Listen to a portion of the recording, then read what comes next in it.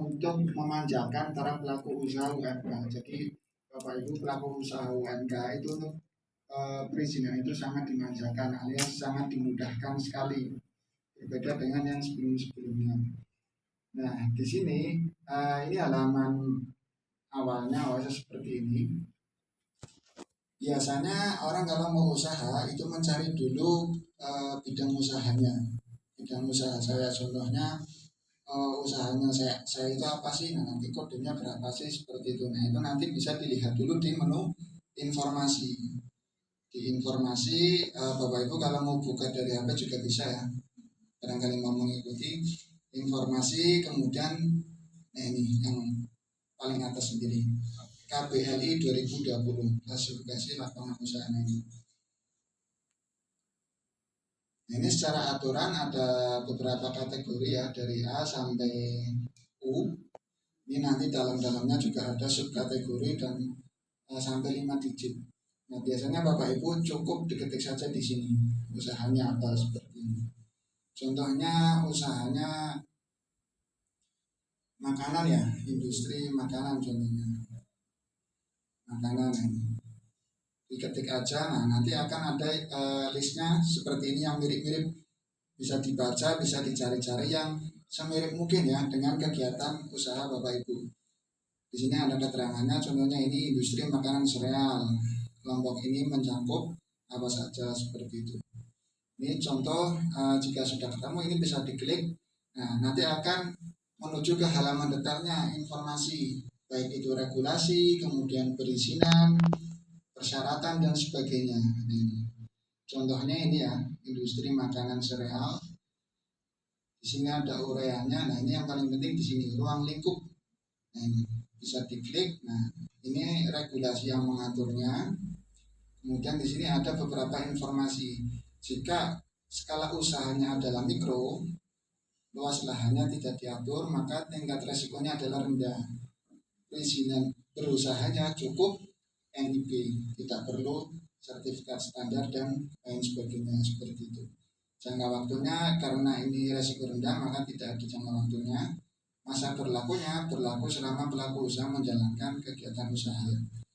Kemudian sini untuk parameternya sesuai kewenangan ya. Jika industrinya kecil menengah maka Bupati Wali Kota. Jika lintas provinsi maka gubernur.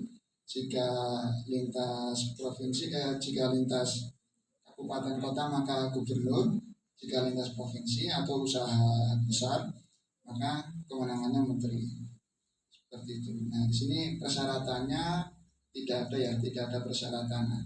Saat ini memang di OSS RPA khusus untuk perdagangan, jasa, kemudian industri kecil, industri makanan itu hampir semuanya tidak ada persyaratan. Jadi syarat itu sekarang sudah tidak ada, namun adanya yaitu kewajiban.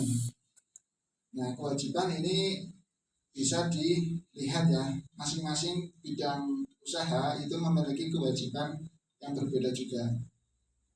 Contohnya di sini tadi untuk industri makanan sereal, ini salah satunya adalah memiliki akun SINAS, menyampaikan data industri, memenuhi SNI seperti ini. Nah, kewajiban itu adalah hal-hal yang harus diperhatikan dan harus dipenuhi ketika Bapak Ibu sudah mendapatkan perizinan seperti itu. Kalau dulu itu di sini ya letaknya persyaratan. Nah, kalau persyaratan itu hal-hal yang harus dipenuhi terlebih dahulu sebelum Bapak Ibu mendapatkan persyaratan. Nah, kalau sekarang itu persyaratan kita keluarkan dulu. Nah, kemudian untuk hal-hal yang diperlukan itu nanti menjadi kewajiban. Dalam arti pelaku usaha nanti hanya memiliki kewajiban ya untuk masing-masing bidang usahanya. Nah, kewajiban ini nanti di dalam sistem OSS itu akan ada keterangannya. Wajib dipenuhi berapa tahun sekali seperti itu. Nah, untuk masing-masing skala usaha itu terkadang berbeda tingkat risikonya. Kebetulan ini untuk usaha mikro rendah, kemudian di sini untuk usaha menengah juga rendah. Nah, ini untuk usaha besar dia tingkat risikonya tinggi, berbeda. Jadi Di OSS RBA ini memang sangat didetailkan. Kalau dulu itu tidak memandang modal, tidak memandang jenis izin, persyaratannya sama, kewajibannya sama. Nah, semenjak adanya OSS RBA ini, itu semuanya didetailkan. Masing-masing pelaku usaha ya diberi perlakuan yang berbeda. Kalau usahanya rendah, ya tidak usah dikasih persyaratan, langsung diberikan saja, kemudian kita sampaikan kewajiban yang harus dipenuhi apa-apa gitu. Kalau untuk pelaku usaha yang besar, kemudian di bidang usaha tertentu, nah itulah biasanya yang diberikan resiko tinggi ini. Nah ini contohnya, walaupun bidang usahanya sama, tapi jika skalanya usaha besar itu berarti di atas 10 miliar ya. Yang modalnya di atas 10 miliar, nah, maka dia tingkat resikonya tinggi. Perizinannya tidak cukup NIB, tapi harus ada yang namanya izin ini. Izin, dan di sini pun untuk kewenangannya berbeda ya, bukan kewenangan dari kota lagi, tapi bisa dari menteri dan gubernur seperti itu. Nah, disinilah informasi mengenai kegiatan usaha. Nah, sebaiknya Bapak Ibu monggo silakan dicek dulu. Di sini masing-masing Bapak Ibu usahanya apa, bisa dilihat di informasi KBLI, kemudian dicari di sini. Nanti seperti tadi informasinya di sini. Diklik yang ruang lingkup ini, nanti akan kelihatan seperti itu. Nah, itu baru saja kita melihat mengenai informasi bidang usaha.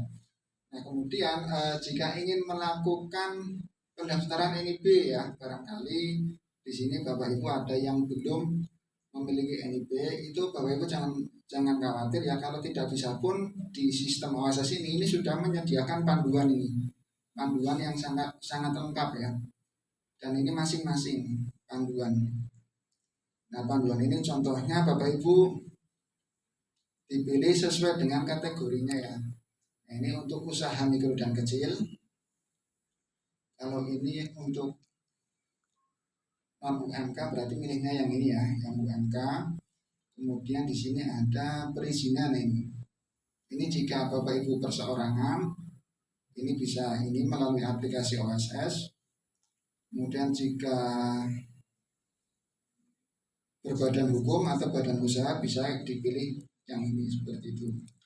Nah ini contohnya ya, ini saya menggunakan ini aja. Soalnya kalau menggunakan demo langsung itu nanti harus menggunakan data asli ya Bapak Ibu ya. Ini coba saya tampilkan yang ada di panduannya saja. Ini contoh untuk perorangan ya. Ini contoh untuk perorangan. Sangat simpel sebenarnya. Nanti setelah membuka oss.go.id,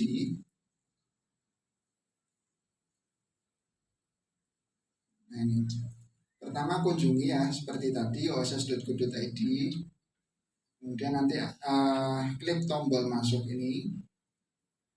Setelah itu akan ada tampilan seperti ini. Nah ini diklik daftar ya, diklik daftar dulu. Jika belum memiliki akun ya, jika belum memiliki akun maka buat akun dulu. Nah, saya yakin buat akun semuanya bisa ya. Kalau Bapak Ibu punya Facebook, punya WA, ya ini sama aja sebenarnya, hanya berbeda sedikit.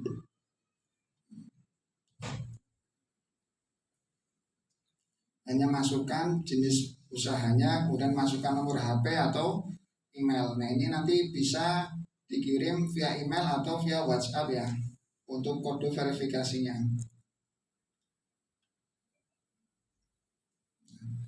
Nanti selanjutnya username dan passwordnya itu akan dikirim lewat email dan WhatsApp. Nah dari username dan password itu nanti Bapak Ibu bisa menambahkan kegiatan usahanya. Nanti akan ada notifikasi seperti ini, pendaftaran berhasil. Silakan periksa kotak masuk email Anda untuk melihat rincian akun OSS. Nah, ini nanti mendapat username-nya apa, password-nya apa seperti ini.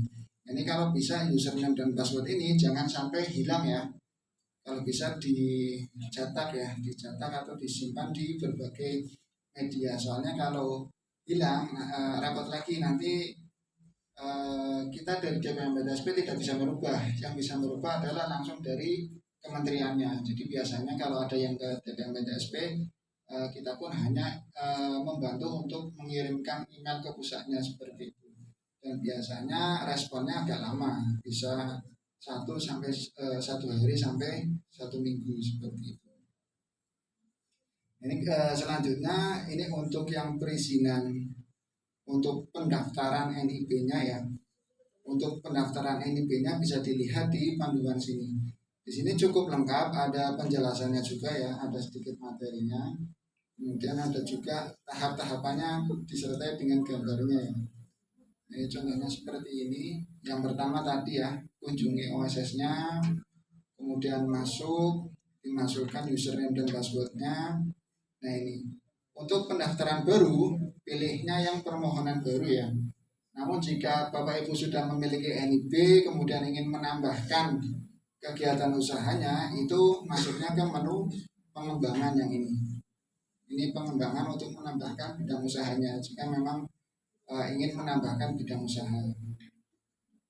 Terus kemudian diisi ya, diisi formulir yang tersedia. Ini biasanya sistem otomatis ya, otomatis untuk NIK, nama dan lain sebagainya ini otomatis terisi. Kemudian yang harus dilengkapi ini NPWP, kemudian email, BPJS ya jika sudah ada, jika tidak dikosongi juga tidak apa-apa. Nah, kemudian ini untuk penambahan bidang usaha. Nanti bisa ditambahkan di sini nomor KBLI-nya. Setelah itu diisi detail usahanya ya, nama usahanya apa, luas lahannya berapa meter persegi, alamatnya di mana, seperti itu. Sampai dengan modal usahanya berapa. Kemudian di sini ada lagi diminta untuk daftar produk atau jasa ya. Jadi nanti diminta daftar produknya apa aja, produk atau jasa seperti itu. Nah di sini juga nanti jika bidang usaha Bapak Ibu termasuk kategori bisa mendapatkan sertifikat halal atau sertifikat SNI, nanti sistem OSS akan tanya. Contohnya ini tadi produksi makanan ya. Biasanya kalau produksi atau industri makanan itu nanti akan ditanya, apakah Anda sudah memiliki sertifikat SNI, apakah Anda sudah memiliki sertifikat halal seperti itu. Jika sudah memiliki bisa diisi di sini. Namun jika belum, nanti dipilih tidak. Dan itu nanti datanya akan terkirim ke lembaga masing-masing nanti untuk difasilitasi untuk mendapatkan sertifikat tersebut. Gitu.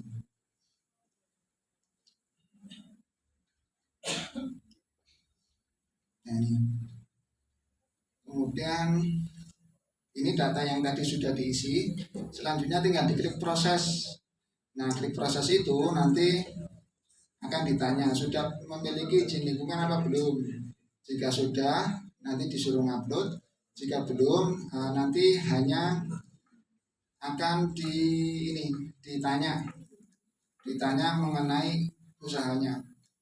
Nah, untuk isi lingkungan ini tergantung dari pertanyaan ini ya. Pertanyaan ini, kuesioner ini masing-masing bidang usaha itu beda untuk dokumen lingkungannya. Kebanyakan untuk UMK itu hanya butuh SPPL, tapi untuk usaha yang menengah dan usaha besar biasanya ada yang harus wajib UKLUPL atau AMDAL gitu. Setelah itu baru dicentang semua pernyataan mandiri. Nah ini pernyataan mandiri ya. Di sini pernyataan mandiri ada beberapa. Yang pertama mengenai K3L, kemudian ada PKPLH. Ini untuk itu ya UKL-UKL.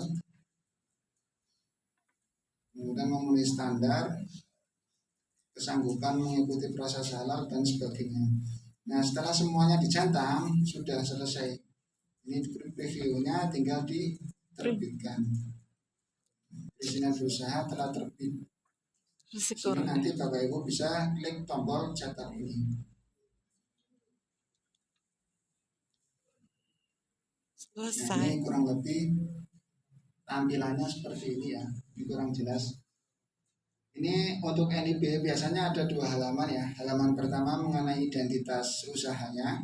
Halaman kedua itu list atau daftar bidang usahanya di sini. Jika lebih dari satu, nanti juga akan tampil di sini. KBRI-nya apa aja, lokasinya di mana saja seperti itu. Ya.